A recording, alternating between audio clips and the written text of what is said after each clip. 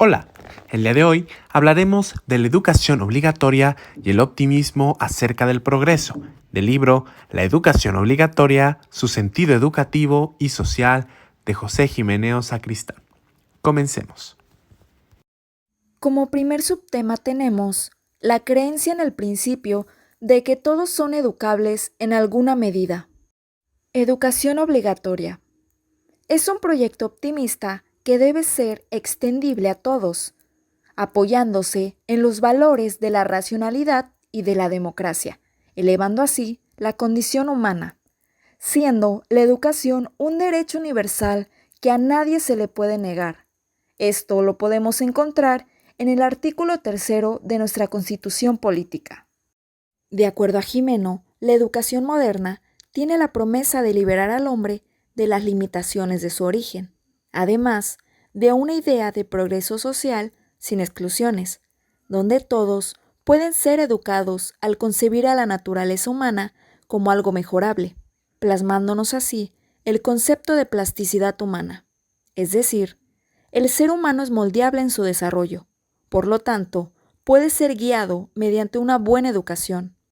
Con lo mencionado anteriormente, la escuela funge como una institución que quiere guiar ese desarrollo de acuerdo a planes y directrices propios, incidiendo en la mejora del sujeto mediante una intervención reflexiva, que es aquí donde la docencia se suma al proceso de humanización. En la escuela obligatoria, todos deben progresar, todos deben crecer, sin exclusión alguna. Compartir esa idea es fundamental. De ahí la especial formación que el profesor requiere, pero sobre todo el claro compromiso que debe tener con unos ideales que, lamentablemente, pesan poco en las prácticas de formación, selección y promoción del profesorado. Estas quedan como compromiso ético exigible solamente ante una especie de super-yo vigilante llamado ética profesional. La relación entre la posibilidad del progreso en general y el crecimiento en los individuos provoca la educación que no siempre sea evidente para todos. Esto es en el sentido en que en la vida social y en el medio escolar no se acepta siempre que todos estén llamados a progresar, ni desde luego que todos pudieran llegar a ser iguales. La educación sostiene el innatismo, ha de adaptarse a los límites de cada cual. Los argumentos en que se apoyan estas creencias son muy resistentes porque sirven a intereses anclados en actitudes profundas y en el empeño por mantener las desigualdades. Son resistentes porque por un lado topan con la evidencia de que la desigualdad de condiciones personales en el aprendizaje es un hecho que tiende a atribuirse a la persona. La tendencia a unir las diferencias psicológicas humanas a las condiciones de la naturaleza, ya sea exterior o interior al hombre, viene de lejos. La historia del determinismo biologicista es larga y está muy arraigada en la cultura, desde las interpretaciones astrológicas del comportamiento cotidiano hasta la explicación genética de la inteligencia, pasando por la conexión entre los fluidos del cuerpo y los caracteres de la persona, o la ligación entre aspectos corporales y cualidades psicológicas. Según el pionero de la medición de las aptitudes humanas, Binet, la escuela moderna tenía que aprovechar las posibilidades de conocer y clasificar a los estudiantes de acuerdo con la medición de sus capacidades. Estas eran concebidas como si fuesen aptitudes ajenas a las influencias educativas, aunque su posición no se encuadraba en el innatismo, pues quiso que sus pruebas sirvieran para identificar las necesidades educables de los niños retrasados. La teoría y la práctica de la medición a través de pruebas mentales estuvieron y siguen estando al servicio de la clasificación jerarquizadora y de la movilidad social apoyada en el biologicismo. La mente humana tiene una base biológica, pero lo que se haga con ella depende de las experiencias y de la cultura. La psicología ve a la mente como algo que se materializa y se constituye en la cultura humana, especialmente gracias al lenguaje. Las mujeres fueron excluidas por creerlas subdotadas y de un rango menor respecto al varón, así como los hijos de las clases populares a los que todavía se cree en algunos sectores conservadores que están en desventaja social o que son pobres por no ser su naturaleza educable. Hoy todavía persisten dudas en ciertos sectores sociales y del profesorado sobre este sentido y de la universalidad de la educación. La historia de la exclusión está constituida sobre la desigualdad de la propiedad de bienes materiales, sobre los privilegios sociales y políticos de ciertas minorías y sobre las creencias acerca de la desigualdad, posesión de capacidades innatas que se consideran más propias de un tipo de seres humanos que de otros. La historia del progreso inclusor está hecha de luchas sociales y políticas por desterrar privilegios y por el reconocimiento de la igualdad, como posibilidad y como realidad. Se busca evitar prácticas que excluyan a sujetos concretos o a grupos por sus condiciones económicas, culturales o personales de los beneficios de la escolarización. Todos los niños en edad escolar entran en el sistema educativo en los países desarrollados, pero no todos están en igualdad de condiciones, ni se llega a esperar de ellos el mismo progreso porque se les considera en muchos casos desiguales. La escolarización no es todopoderosa para combatir desigualdades, pero lo que no se debe hacer nunca es ser de ella causa de una mayor desigualdad. La sociedad democrática no puede perder las cualidades de nadie, sino que debe reconocer en todos la posibilidad antropológica de progresar. Un camino para la igualdad y para la inclusión social. Las diferencias que se encuentran en las costumbres y las amplitudes de los hombres son debidas a su educación más que a ninguna otra cosa.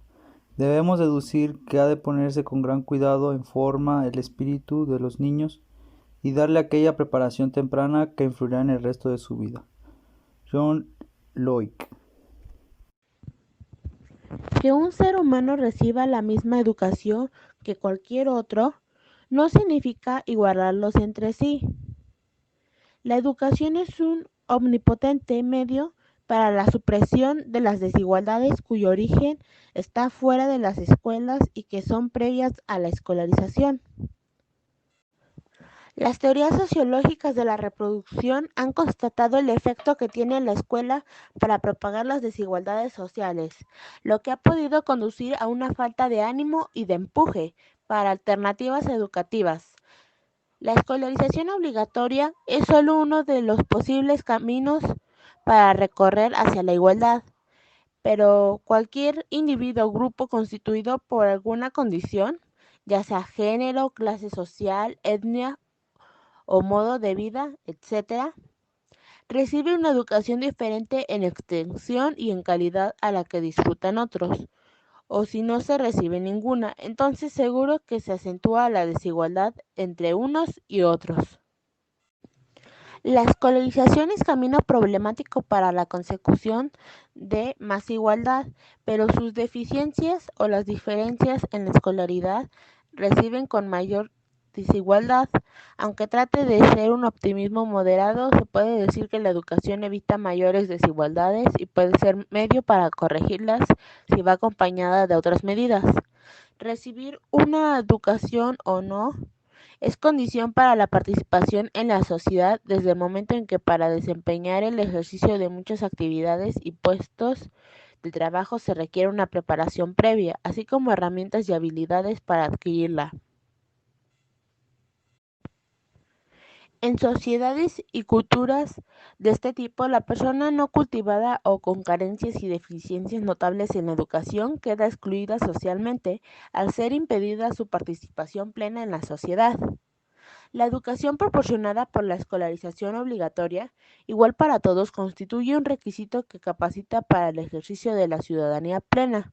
El derecho social a la cultura y la educación tiene carácter fundamental, no solo porque de él depende la dignación humana, al poder enriquecer las posibilidades de su desarrollo, sino que lo entrelazan con otros derechos civiles, políticos y económicos de las personas, capacitándolas por el ejercicio de los mismos, y posibilitándolos y potenciándolos. La virtualidad más significativa que hoy desempeña la educación para todos es la inclusión. Si no se dan las condiciones mínimas necesarias para que las desigualdades puedan comenzar a corregirse, no solo estamos ante un problema de injusticia, sino ante el abismo entre seres humanos que no solo discriminan a los desfavorecidos, sino los apartan definitivamente de la sociedad. En la cultura actual, la desigualdad para penetrar en las sociedades del conocimiento es de tal amplitud que cada vez se requiere más atención hacia los débiles, para que no queden definitivamente excluidos. La desigualdad implica distancia entre unos y otros. La exclusión supone un alejamiento irrecuperable, la degradación del excluido, que pasa a la categoría de negado. A los excluidos sin educación les llega a faltar las posibilidades para salir de ese estado. Apenas si pueden reclamar sobre la injusticia de su condición. Una sociedad en la que los miembros se educan mínimamente no solo queda abierta al progreso, sino que es un requisito para que exista como tal sociedad al vertebrar a sus componentes. La educación socializa no solo reproduciendo cuando transmite conocimientos, valores y normas de conducta, sino también produciendo lazos con el mundo, en la medida en la que habilita para ser y considerar un miembro de éste. Capacidad de inclusión significa lograrla para un contexto cada vez más amplio, en el que la fuerza del trabajo, como afirma Guides 1999, tendrá que ser o tener una orientación más cosmopolita, nivelada por un cierto grado de educación. La capacidad de inclusión tiene en primer lugar una proyección en la inserción de actividades productivas. En segundo lugar, tiene una dimensión intelectual, en tanto que capacitación para el entendimiento del mundo. La complejidad de este reclama la prolongación de la escolaridad obligatoria más allá de la enseñanza primaria. En tercer lugar, la inclusión tiene una vertiente emocional, la de poder sentirse como un actor social que interviene en su medio, un sujeto creador, libre y autónomo. Estos tres aspectos son esenciales para el equilibrio psicológico de las personas en nuestro mundo. ¿Caduca la esperanza en el progreso apoyado en la educación? Hay tres pensamientos que expresan la visión de un fracaso, tres negaciones o reproches a la bondad ilustradora de las escuelas. 1. En el momento de poner por primera vez los pies en el edificio escolar, casi todos los niños son más listos, más curiosos, menos asustados ante lo que desconocen, mejores en deducir y averiguar cosas, más seguros, llenos de recursos, tenaces e independientes de lo que volverán a hacer durante toda su permanencia en la escuela, o a menos que sea un tipo raro y afortunado de lo que será en todo el resto de su vida. Holt, 1977, páginas 22 a la 23. 2. Es incuestionable que el proceso educativo ganara con la desescolarización de la sociedad, aun cuando esta exigencia les suene a muchos escolares como una traición a la cultura, pero es la cultura misma la que está siendo apagada hoy en las escuelas. Illich, 1974, página 39. 3. La exigencia de que Auschwitz no se repita es la primera de todas las que hay que plantear a la educación. La civilización engendra a su vez anticivilización y la refuerza progresivamente. Adorno, 1998, página 79.